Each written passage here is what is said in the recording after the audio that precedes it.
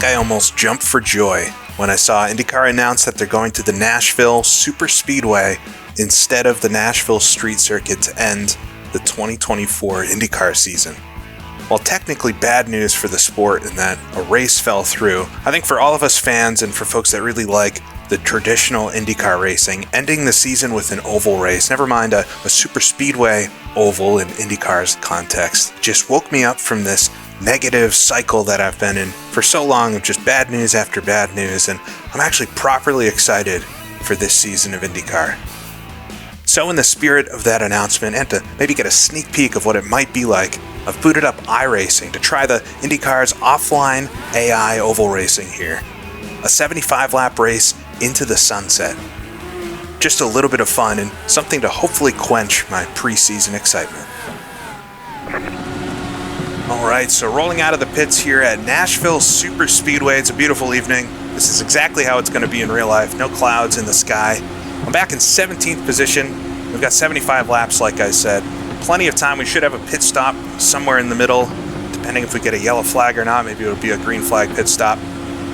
But we're going to do this race. I've been doing a bunch of these and trying to tune things with the AI and just figure out how they work a bit. And there's a lot of good things, and there's some bad stuff. But overall, it's been quite a lot of fun, so hopefully this is a good race too. But we'll talk about iRacing's AI. We'll talk about the real IndyCar season as we look at the sun in our eyes. Ready, going green. This is going to be a beautiful thing, and I hope this video is just a little bit of a preview of what it might actually be like. But we'll come and get the green flag. All right, there we go. Accelerate. I actually don't get that great of a start, but we all accelerate right away. There's no checkup or anything. It's an awesome start with the AI. We'll come down into turn one, nice and easy here in the opening lap. Cold tires, so everybody stacks up a little bit, trying to find their place. Get up behind Armstrong here. I think we got Ryan Hunter-Reay on the inside as one of the IndyCar's cars comes up behind. There we go. They all stack up on the inside, and we'll get a nice run around the high side and come complete the first lap, pick up a whole bunch of spots. The McLaren's split in front of me. I get stacked up behind, I think, Rossi there on the outside, Grosjean on the inside.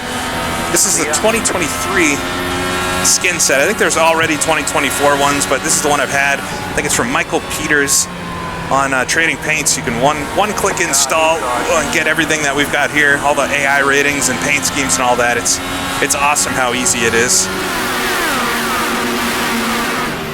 Up to 11th though, making up a bunch of spots right off the line, and this is the biggest issue I've had with the AI, is that they're very slow on starts. Once we get going though, once we get 6-7 laps into things, you'll see I will no longer have that kind of advantage. And I've tried everything with setups, as well as different weather conditions and AI strengths and stuff to try to get them a little more competitive overall. As I'm locked in here, I think behind Scott Dixon himself.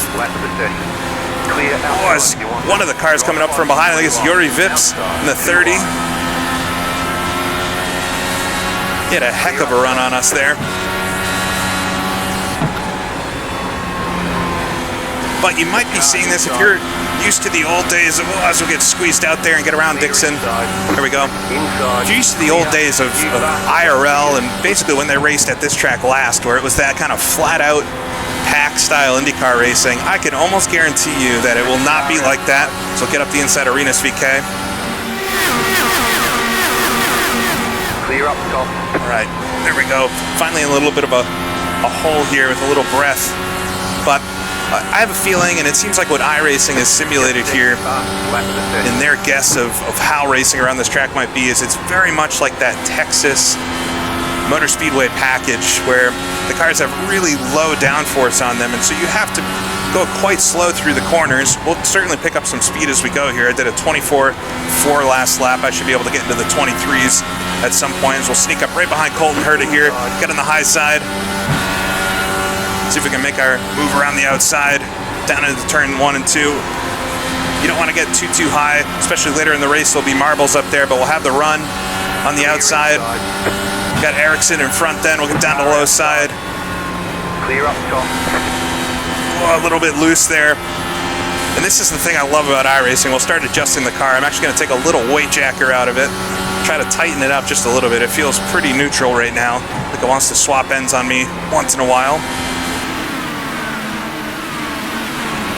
up to 7th position, and the leaders have strung out quite a lot. So I found it's always the lead. A couple of cars are very, very fast, and maybe we'll have a shot if we get some restarts, or once we get up to lap traffic. That's when things get real spicy. But they do a pretty good job with the lap traffic. It's really just the starts that they're all quite slow. I think they're slowing each other down maybe. I could play more with the aggression settings and all that, but as you can see, compared to the other things we've got out there, I think iRacing just is so far ahead in oval racing with AI. And it's so funny that this sim that is really meant to be the online powerhouse of kind of esport, online competitive racing, happens to have the best AI. Even with their downfalls, they're still so much better than most of the other stuff that's out there for oval AI, especially. So it's pretty interesting to see. But now things are getting quite strung out, and Ericsson seems to have found the turbo button. And the thing I've found, and why I know it's not just my car setup that's not working, is I'll go faster than I've ever gone. I'll start doing my fastest laps, and they'll still be quicker than me or just the same speed suddenly. So it seems like once they get their tires up to temp or something, they just go a lot faster. But anyways, it's fun. We'll see how far I can get up the grid before the end of this. We've got a long race to go here. So I almost fell out of my seat when IndyCar announced that they were going to race here instead of the streets of Nashville. I know a lot of folks liked the streets of Nashville for how chaotic it was, and yeah, it was definitely entertaining. But especially as a season finale where that race should be really important, IndyCar almost always comes down to the final race of the season for the points championship. And it just felt like not the right place to hold a season finale. I don't mind Nashville streets being somewhere else in the season, something different to break up maybe some of the more, I don't know what you'd call them, not professional, but something that is just always chaotic. I think that's the best word for it. So I'm just so excited to see that they're moving the race here. And it technically is, I guess, not positive news. Like I said in the intro, so we're starting to understeer a lot or push in the corners. So we'll actually get rid of that negative weight jacker, and I'll give it a few clicks of positive. See if we can free her up a bit. Sticks a little bit better, but I'm still riding towards the wall. I'm actually going to give it a click of rear anti-roll bar. So you got a few different main adjustments in the car. Your anti-roll bars, your weight jackers, and I'm sure there's some of you out there that do a lot of iRacing that are much more versed than me in all of this and how these cars work. I don't race these cars nearly enough, but I'm trying to learn a little bit, and just especially for this type of offline stuff, I think it's so much fun.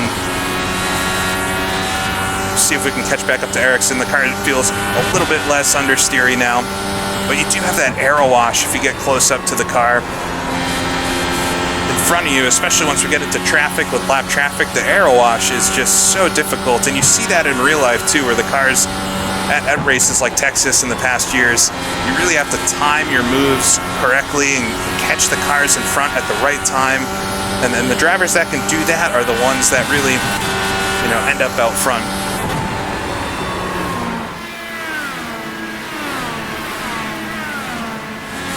It's easy to go overboard with the adjustments and suddenly lose the rear end of the car, so you have to be careful.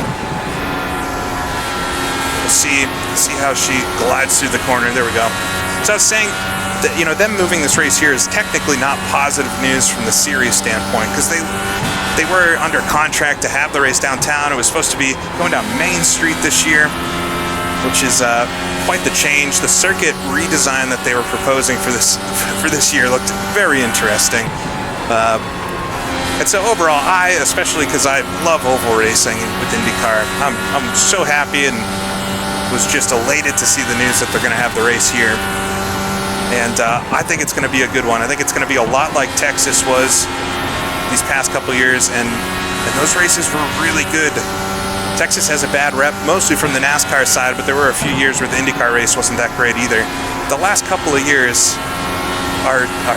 those races were amazing, and I was so sad when Texas left the calendar this season. There's the whole deal with the Olympics happening this year, and broadcast contracts, and all that stuff that meant Texas was not going to happen. Supposedly it will come back, but I've got my doubts. I guess I'll be optimistic that maybe it will come back, but at least for the season we lost Texas, which meant the calendar was in severe need of ovals. So falling back here off Ericsson, I'll keep my eye on the mirrors. The mirror up top, we got Graham Hill coming up behind me here. So you can see I've fallen into a bit of a hole, but things will change, and that's been a cool thing about the iRacing AI. They don't stay static. The fast car is not the fast car the entire race. They do somewhat change. You have some cars come back to you, especially once we get into the traffic and folks get caught up. So I can already see some additional cars up there, so I don't think it'll be too long. Already almost a third of the way into this. The sun is set now and the sky's beginning to darken. The lights are coming on. I do hope they run it at this kind of time where the sun sets right in the beginning of the race. Let's get those awesome visuals.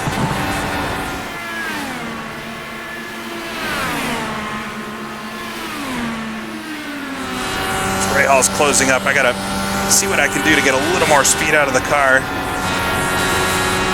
But it's definitely never flat the whole way around. I grabbed this setup from the iRacing forums. There's a thread on there where folks have shared some setups from this past season. And I'm definitely a little ways off the pace folks seem to be doing in the real sessions, but the AI have kind of different grip characteristics than the player does.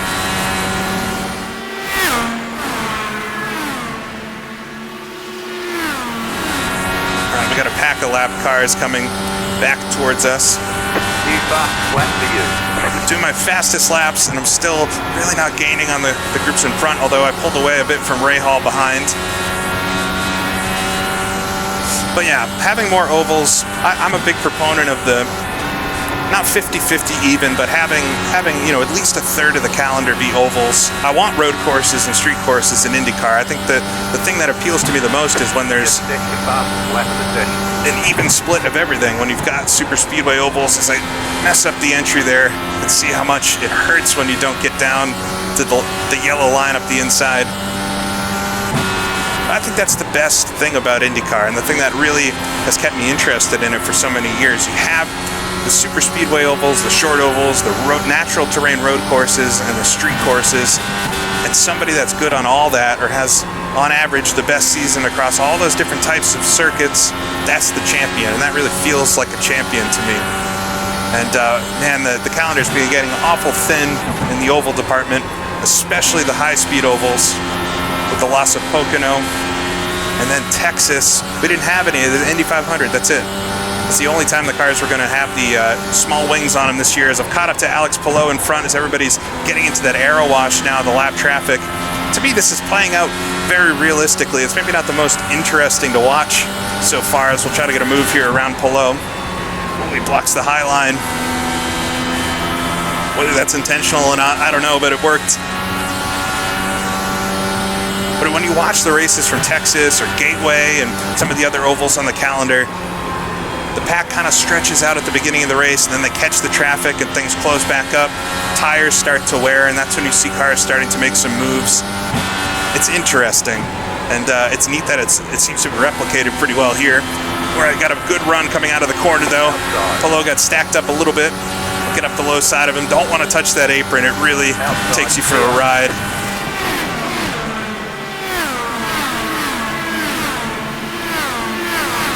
All right, get around Palou. Set our sights for Ericsson. I haven't had one of these go caution-free yet, but my luck, the one I'm trying to record will, as I really mess up the fourth corner there. Palou's going to be coming back on me. I'll keep it on the low side.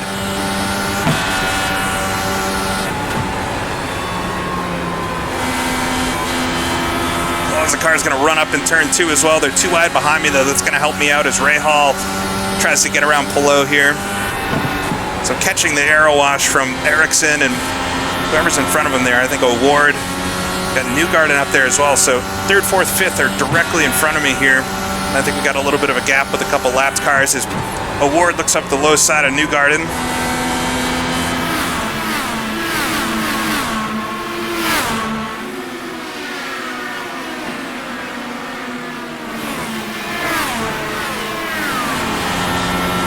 It's so funny, we all want an IndyCar game, so bad, and the whole saga of the motorsports games thing with IndyCar and all that.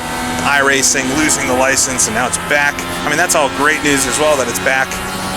And things that never should have happened have been corrected, it seems. We kind of have an IndyCar game here, though. It's a bit hidden, though, inside of iRacing.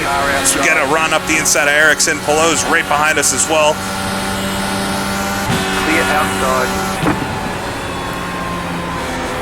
Outside. So Ericsson gets a run back on me. Clear high.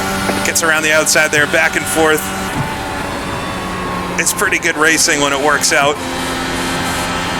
Really a lot of understeer there. Maybe give it a couple more clicks of bar or a weight jacker. I don't know exactly what the limits are. It seems if you go all the way, it doesn't do the same thing anymore. It kind of just messes up the handling of the car. So really got it wrong there, as Pallou's going to come up the inside too. You have to be so careful about the aero wash and how you catch it. Clear inside. Palou went pretty deep into the corner though. See if I can over-under him. Oh, get on the inside. Side by side down into turn number 1. Keep right on the yellow line. It's going to have the speed though to carry it around the outside, and that's what I'd expect to happen. It's just not going to work being pinched into the low side there.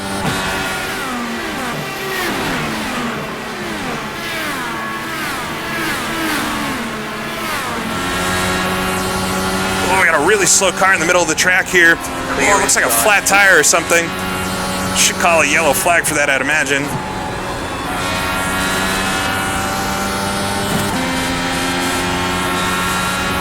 Maybe they were able to get to the low side of the track. I'm not sure. I don't know who that was. Oh, it's Herta's going to sneak up the inside as I'm trying to figure out what's going on. It seems whatever that car was has maybe gotten off the circuit ahead.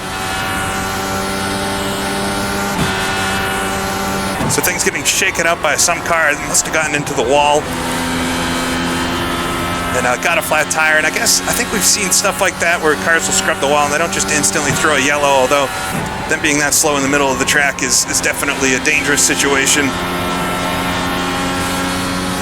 Okay, we're halfway to the finish. All right, we're halfway in. We're going to have to stop for fuel and tires at some point. Definitely fuel, but I think we'll definitely take tires. Just things seem to be wearing out. So we'll give it a little more rear bar. I'm full stiff on the rear. +8 on the weight jacker. You can go up to +20, but like I was saying, it doesn't seem to do the same thing once you get out of that center range. It can really mess up the handling of the car.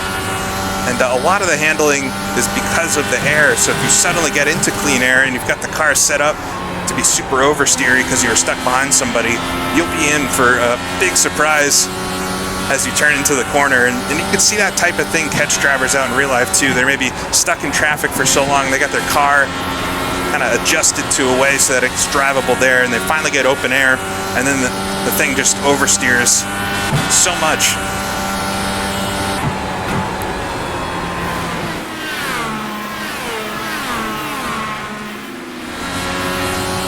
So the calendar is definitely the thing that's exciting me. Some of the driver swaps and going to different teams, and Andretti going down to 3 cars. That's all going to be interesting to see.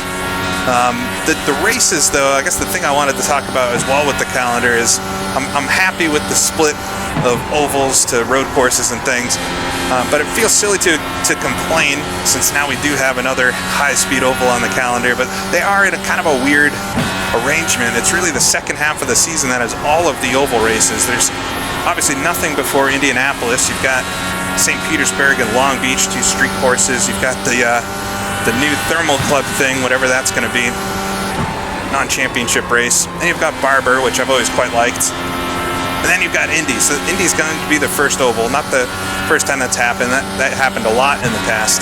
But I did like Texas being up there early in the season. I miss like a Phoenix or something early in the season oval-wise. Homestead for years was kind of the kickoff of the season. So it'd be awesome to have an oval in the early part of the year. Once you get through Indianapolis, there's still no ovals for a little while until the end of the season. Now you've got Milwaukee again, which I haven't talked about yet, but it's going to be a lot of fun. Doubleheader at Milwaukee. You've been wanting that track back for years. We still got Iowa again. Of course, Gateway and Nashville now. So there's a lot of ovals, and they're all packed in the second half of the season, and I'm wondering if we're going to see something where we think somebody's going to win the championship because they're doing really well on all the road and street courses, and then they get to that end of the season and they're maybe not as strong on the ovals, and somebody comes out of seemingly nowhere to be a contender or even win the championship. Somebody like a Joseph Newgarden or something who is very good on ovals, maybe will have an amazing second half of the season, and if they have an okay first part of the season, that's all it's going to take. It'll be fun to watch, and that's all you could really ask for is entertainment. That's what this all is after all, isn't it?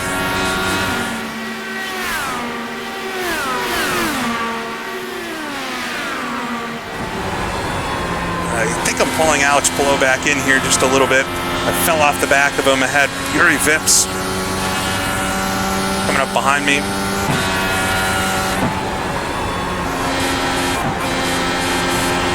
So understeering a lot there. Had to lift off quite a lot. Don't have any more rear bar. I wanted to put more into it. I'll give it a little more weight jacker.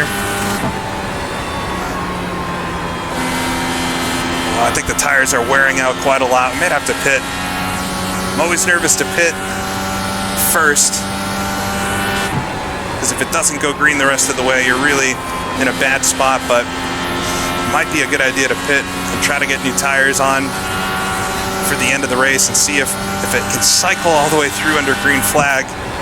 Then I could be a really big benefactor of that. I think we'll have to do it. Radio the crew that we're coming in. Yuri's going to come around the high side, but we'll pit coming out of 4. I think they'll probably pit going into 3 in real life. We'll get it down onto the apron. Oh, always tricky doing this during the green flags. There we go. Down to 45 miles an hour. Onto the pit lane. And we're going to lose a bunch of time. We just have to hope the yellow flag doesn't come out, but we'll get into the pits and see our crew, fully animated crew, very cool in iRacing. Lock it up just a little bit.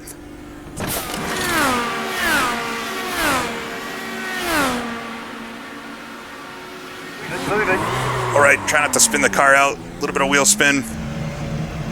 And now we have to have the best pit exit. We will take the access road coming out like we did for the start of the race. And it's bumpy and you have to be extra careful. Short shift a little bit to get the car up to speed. Third gear, we'll let this one ring out as it gets onto the backstretch. Just don't cross before the blue line there. There we go.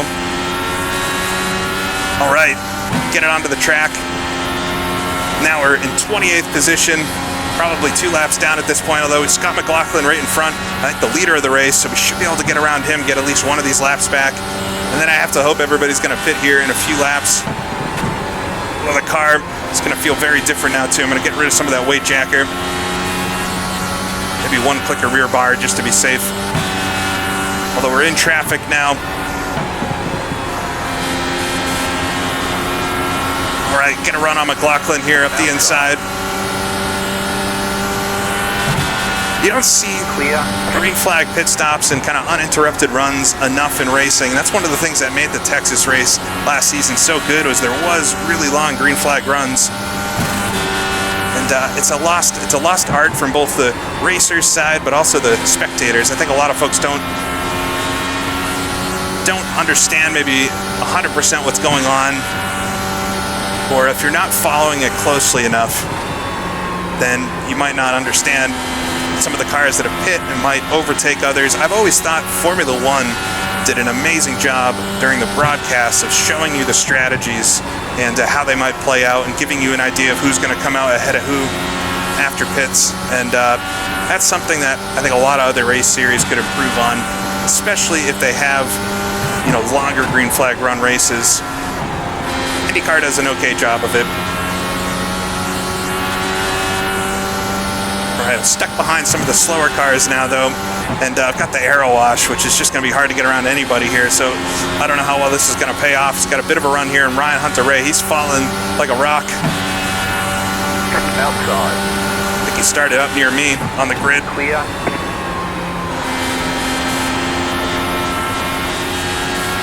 Got to try to get around as many cars as I can, and hope they all start pitting very soon. They've got to start pitting pretty soon, I'd imagine. We've got Kirkwood and Dave Francesco in front, side by side.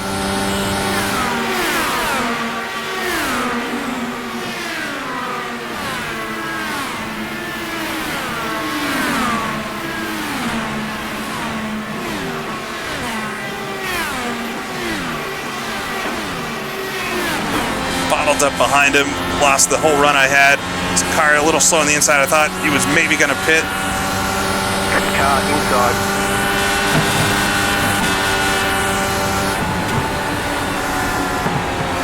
Clear inside. All right, bunch of drivers pitting, and luckily get to see the chats, which I guess helps make sure I'm not stuck up behind anybody. And I suppose your crew chief would tell you that somebody's pitting in front of you, so not too unrealistic to know at least. But we'll hope we get through the whole cycle without any kind of major accidents. It's definitely a test for the AI. I'm not sure I've done full green flag pit stops yet in any of the races I've had, so we'll see how they do with it. Come through on the high side of turn 4. I just want to make sure they don't get anybody in front of me. Sweeping out wide. We'll get around Kirkwood then. See a few cars on pit lane, so we will get a couple of our positions back, most likely. I think I was, 7th or so when we came into the pits. I don't know if I'm going to end up back up there. I think this is going to actually lose me some time. I just wasn't able to make up the time like you'd need to in traffic like this.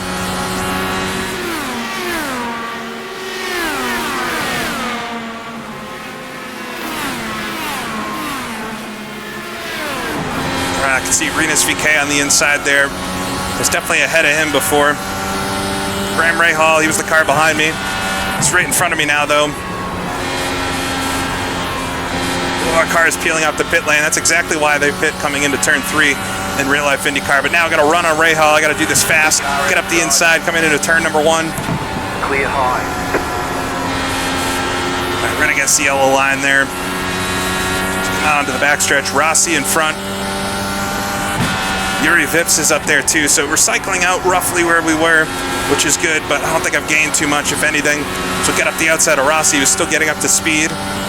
Maybe have that advantage on new tires. It's definitely related to new tires, I think, that the AI are just a little slower than the player. Bunch of understeer in the corner. We'll dial in some more weight jackers. We'll get a run on the inside of Yuri. Clear high.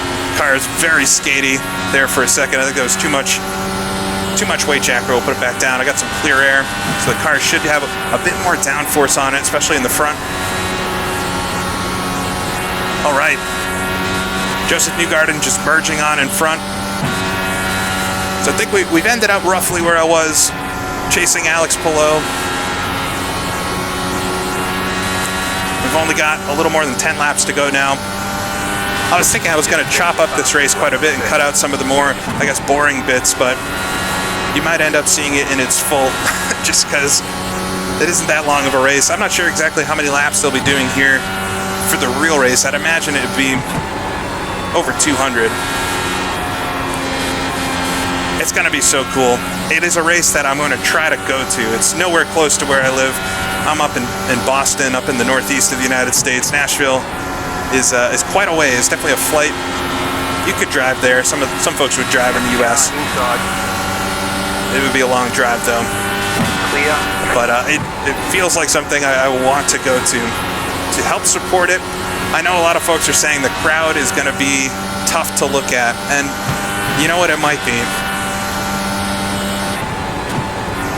But you got to put your money where your mouth is, and if it's something you like and you can do it, then you should try to do it and get out there. I'm fighting Alex Palou though for the 5th. Takes a really tight line coming into the corner. Might have a little speed on him coming onto the straight, right in the slipstream. It's going to block the low side. I'll come on to the outside. Whoa, wheel to wheel. Clear inside. Not able to hang around the outside like they seem to be able to. All right, it's not over yet though. Got a couple more of the cars I'm fighting in front of me here. I think we're starting to get stacked up behind lap traffic again. You can see Peterson up the way. Palou swings to the outside. Herta's slow on the inside. Car inside. I don't want to take it 3 wide there. 2 wide. All right, get around Herta up into 5th, top 5. So we're getting to the pointy end of this one. I'm not sure how far back we are off the leader. Polo, though, gets stacked up behind Pato. Get around the outside of him. We're going to have a run on Pato as well. Picking him off here towards the end, right out to the outside wall. Down to 4th gear for turn 1 and 2. Squeeze Pato down a bit. He's going to give it up. You have to imagine he would keep his foot in it there. Pato for sure. All right, we'll get to the rear of the pack, though. So I'm up to 3rd, I believe. And I'm not sure where the leaders are. We got a bunch of slow cars to get around, though. Ferrucci Inside. on the low side. Peterson in front. Clear. It's so cool racing all the real cars. It's something, as a fan of the series, it feels like it's rare to be able to do. And I don't know why I haven't done this in iRacing more than I have. I think I will be doing a lot more of it, if not for videos and things, definitely just for myself. So I think it's doing a pretty good job. There are definitely a few issues, but it's overall a pretty enjoyable experience. And driving these cars is a lot of fun. I think they feel, especially on the oval, very cool. Much more complex to drive than other sims for the modern IndyCar stuff. All right, get around Peterson there. Got Ryan Hunter-Reay again. I feel like I've seen him 100 times in this short race. Get up to the inside of him. Clear. All right, Will Power in front for 2nd. I don't think I see the leader up there, though. But might be able to sneak 2nd away from Will.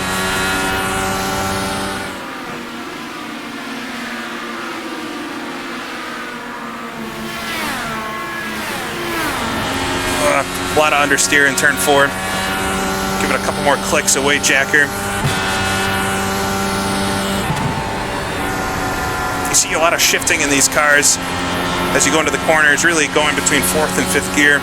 And the gearbox shift is so fast in the modern Indy cars that it really doesn't cost you any time, and it's just better to be in that optimal RPM range. Much different driving style than you would have seen, before sequentials, certainly. They have these ultra short gears, 4th, 5th, and 6th, that all just are racing gears, and you just shift between them to keep it right at that top peak power band. All right, pulling in on Power here as we'll come around and get the white flag this time. Last lap.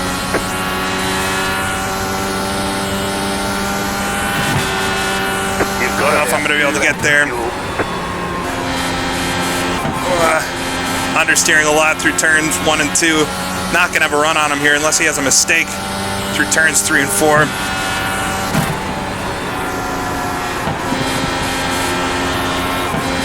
I was trying to pedal it, but wasn't going to be able to do it. Come across the line, finish this 75-lap race at the Nashville Superspeedway in modern IndyCars. There's the flag. It's over. I'm excited for this. It hopefully was fun to watch. It was a lot of fun to drive. I think that the AI in iRacing are really good, and especially at oval racing. I hope they can continue to work on them and fix some of these tweaks. It seems like they get around lap traffic a lot better than they used to, which is great to see. And there's definitely improvements. Every patch you see, things coming with the AI improving or being added to circuits, and I hope they continue because it's a lot of fun. So I hope you enjoyed watching this. I cannot wait for the IndyCar season to get started here in just a couple weeks. And I'll definitely be watching. But until then, thanks for watching. This is GP Laps, and I'll see you all again next time. Okay, the race is over. Bring it on in.